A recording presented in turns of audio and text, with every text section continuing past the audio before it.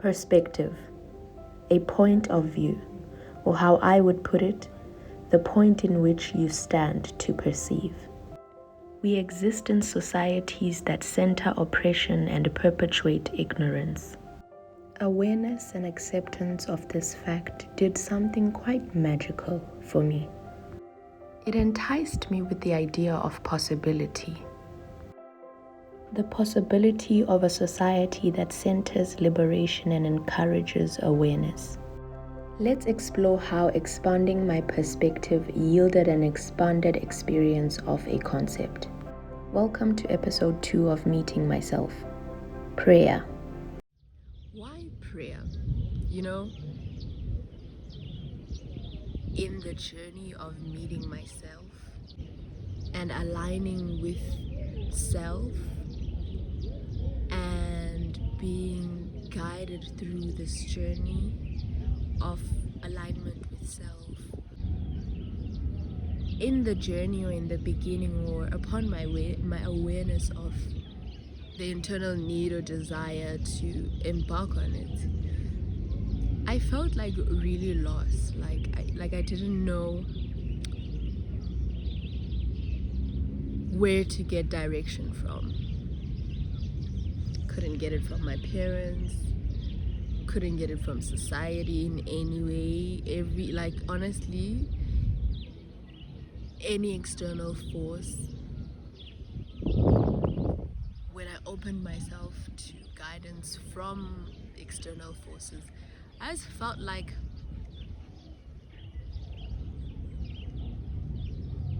I was walking on the path defined by those external forces or entities or people or whatever. Like, for instance, religion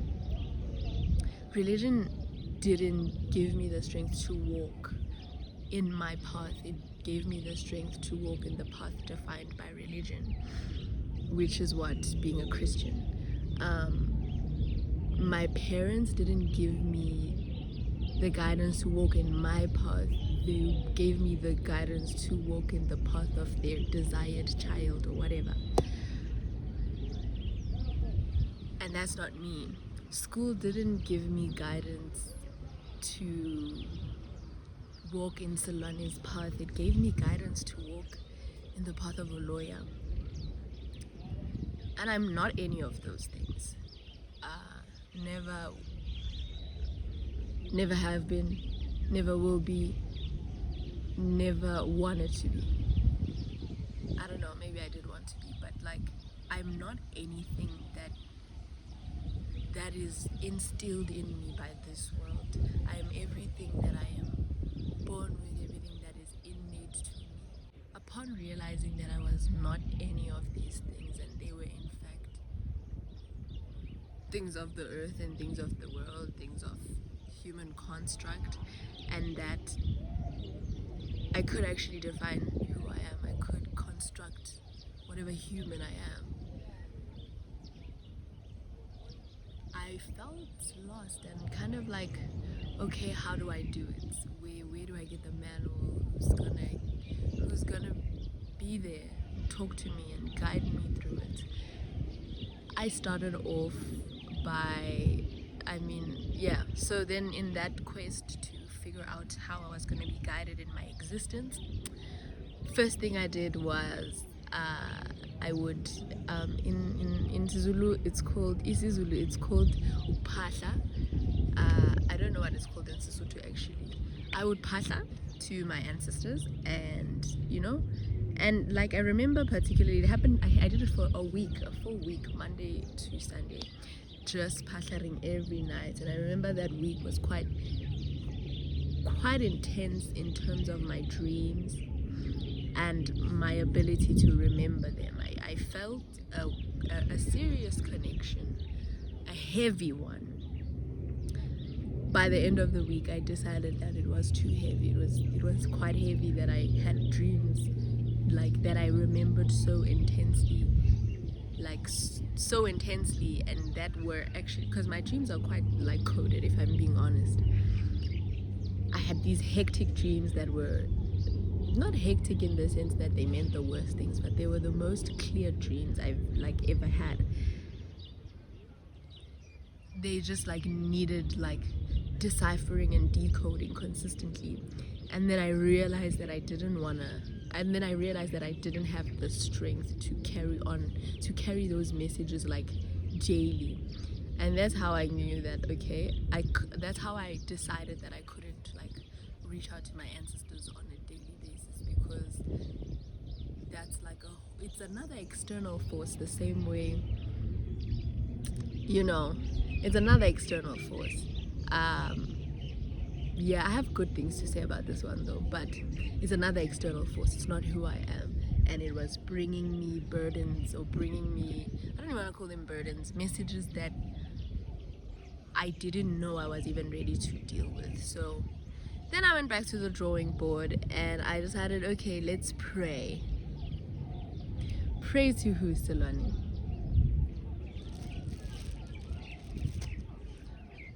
Who knows your path better than you? Who knows your journey better than you? Who can guide you in your journey better than you? And I knew that the answer to that was me. I knew where I wanted to go. I knew who I was. I know who I was. I knew where I want to go. I know where I come from. I know that. Maybe I've forgotten. Maybe I haven't brought the knowledge to the subconscious, to the conscious mind, but I know. And so I started to pray to myself. So let's talk about what prayer is. I want to talk about what I used to think prayer is, if I used to think at all,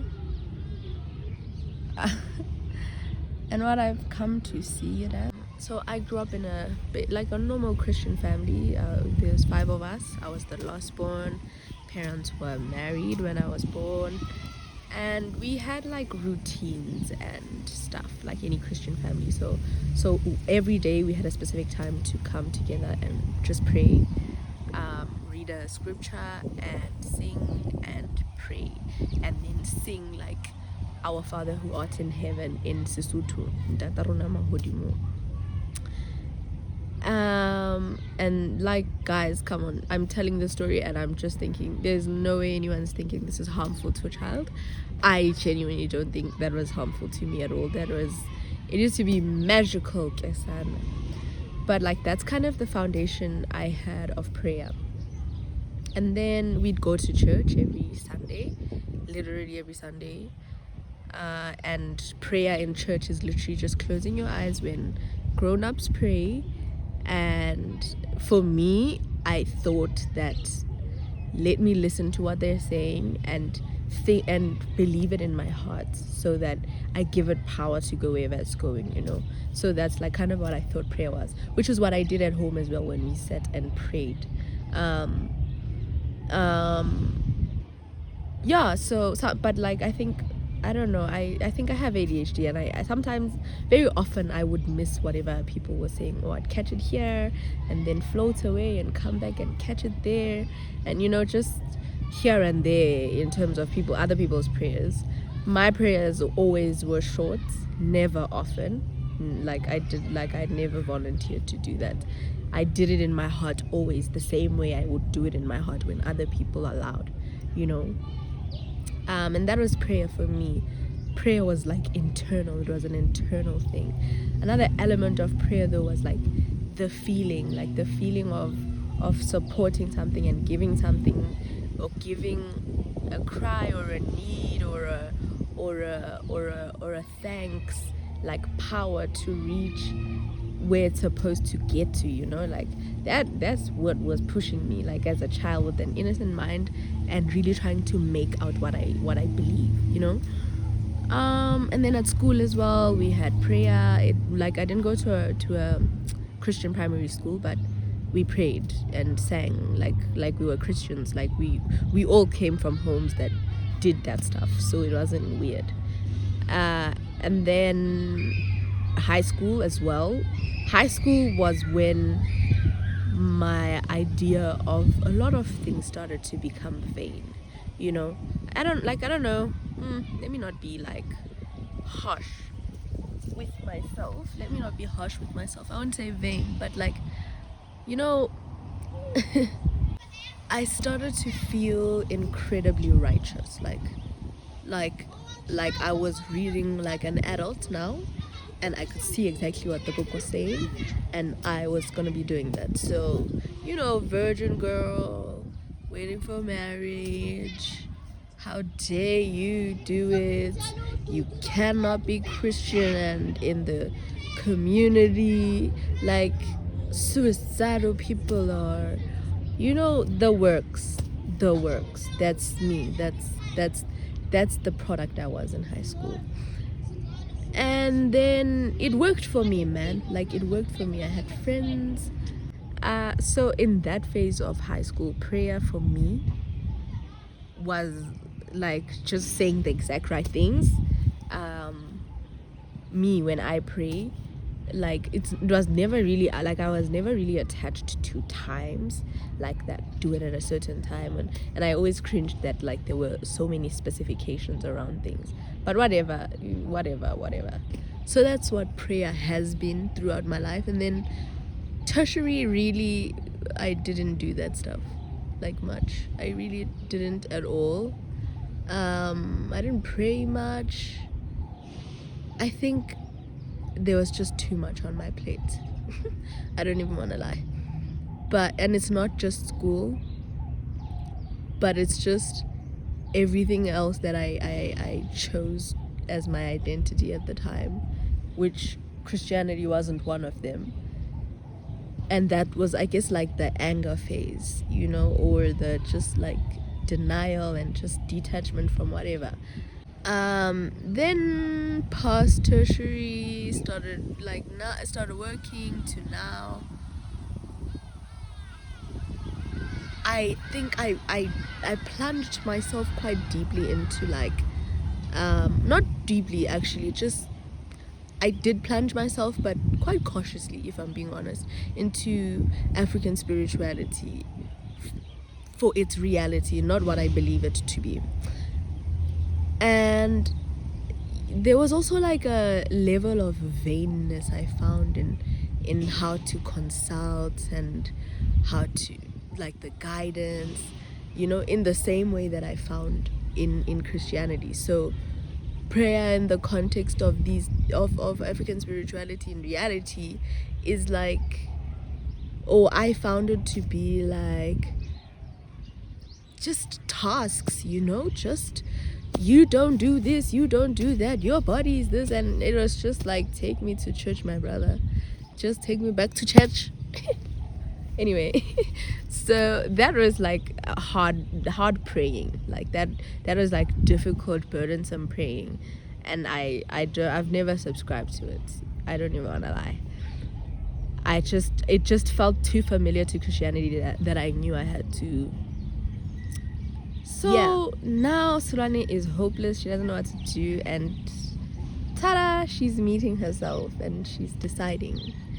I'm deciding what prayer is, and this is what I think prayer is now. I think prayer is consulting with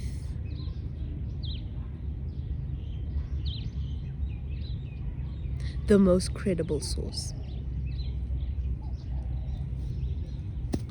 There are sources here, Sana. Zikon. Like there's sources in this world to guide you. I've been guided by so many sources in the world, but I found that the most credible is me.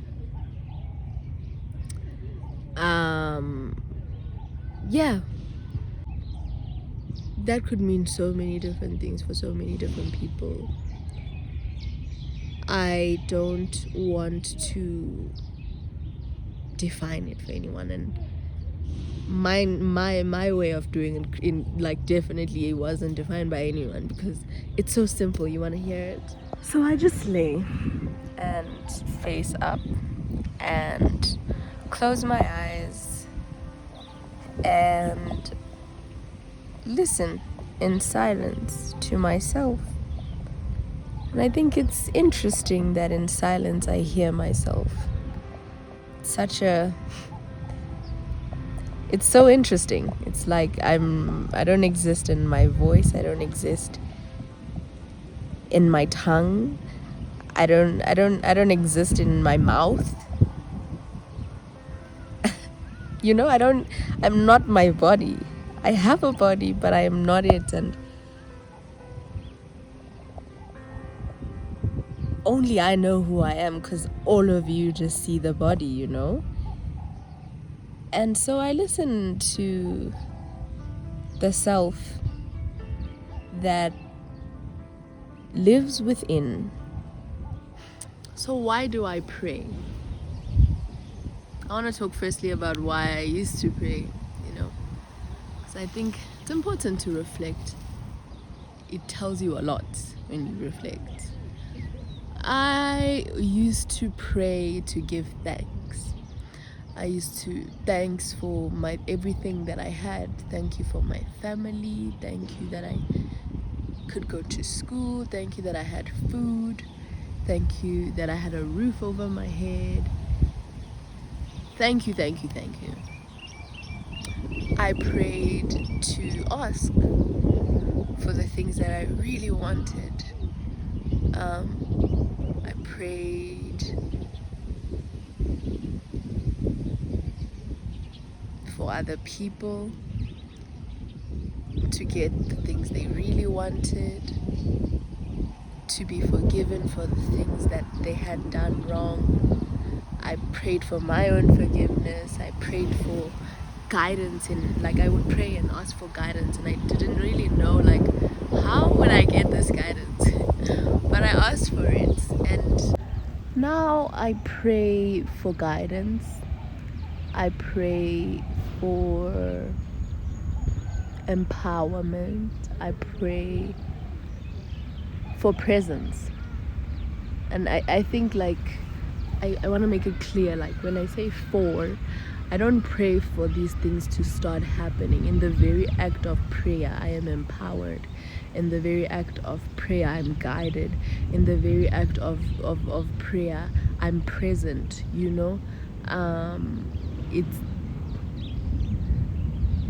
I think it's magical. I pray as an act of gratitude, I pray as an act of honor and regard for self.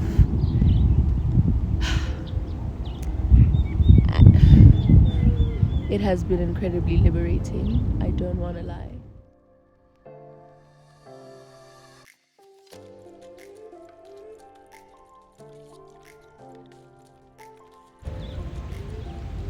The reason I decided to speak about prayers, I find it I really have found it quite vital and important. I think prayer is incredibly important. Well, to me, it's so beautiful to know you're existing in alignment with you. It's priceless. I don't want to lie. Hard, definitely difficult, but definitely priceless. So this is me closing it up by saying that prayer is important, and I think it is more important to think of defining that yourself. What do you consider prayer? Thank you so much for joining me in this meeting. I hope you took your minutes. If you enjoyed this video, guys, please give it a thumbs up. Please leave a comment. Tell me what you think of my experience with prayer, what yours has been, and what you think of the video. And subscribe to my channel, share the video. I will see you guys next